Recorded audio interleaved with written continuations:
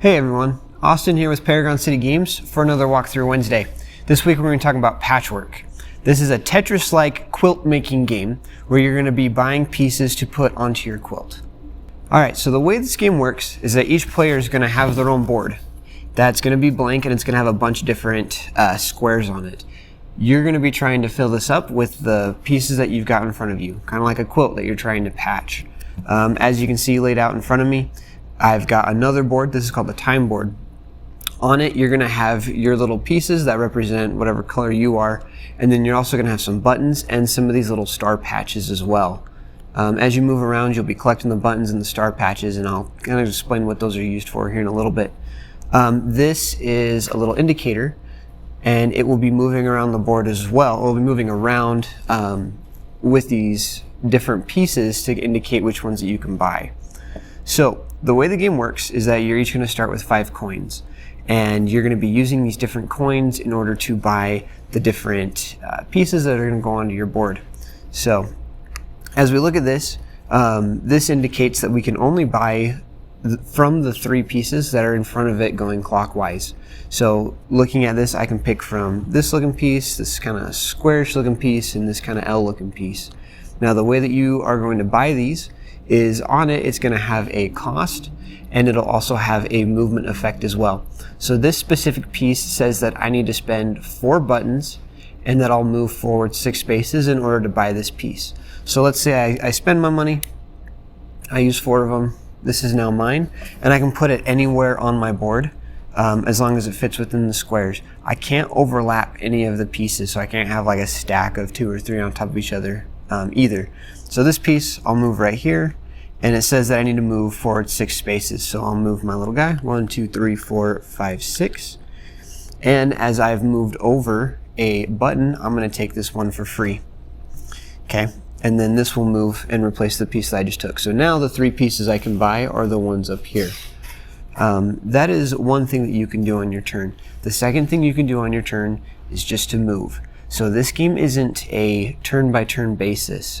It's based on whoever is in front or on top of the other person's timepiece. So let's say now that I'm red, and I say, okay, well I don't have enough money or enough buttons to buy any of these, so I'm just going to move forward. So now what's going to happen is I'm going to take my piece, and I'm going to move to the spot in front of the other player. If you ever move without buying anything, that's how it's always done. You always move to the spot in front.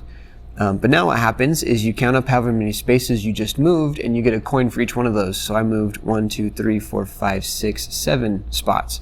So then I'll be paid 7 coins that I can use to buy other pieces.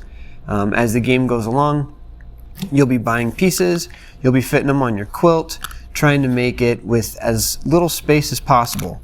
If you move over one of these star pieces, this counts as a 1 spot piece.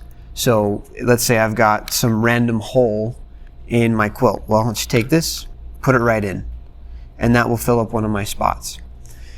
The game ends when both players have moved into the middle of the time board.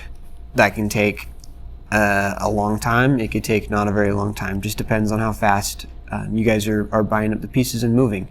At the end of the game, you'll count up how many buttons you have, and then you'll also count how many open spots you have in your quilt. Now what you're going to do is you're going to times the amount of spots you have by 2, and then you're going to deduct that number from the amount of coins you have. So let's say you've got 18 coins with 4 open spots. So that would be 18 minus 8. You'll end with 10 points. There will be times when you end up with negative points. It does happen, unfortunately. And whoever has the most points at the end of the game is going to win. We recommend this game because it's specifically designed to be a 2-player game, which is kind of unique. It's a Euro-style game, which means that you're not trying to kill each other. You're trying to kind of do your own thing and win off of points. You can play this with kids that are 10 and up. It's really easy to learn how to play, very high replayability. You could play this game in 15 to 20 minutes and knock out 4 or 5 rounds of it as well. There are a couple different versions. So this is the original. We've also got a Christmas edition. This is the Americana one that I've been showing you as well. This is an Express edition, which goes by a whole lot faster than the other ones. And then this goes from 1 to 6 players. So if you're looking for a quick, easy game to pick up and play with a friend, this is definitely one that we recommend. If you have any questions, feel free to let us know at 801 Paragon or to message us on Facebook. Thanks, and we'll see you next week.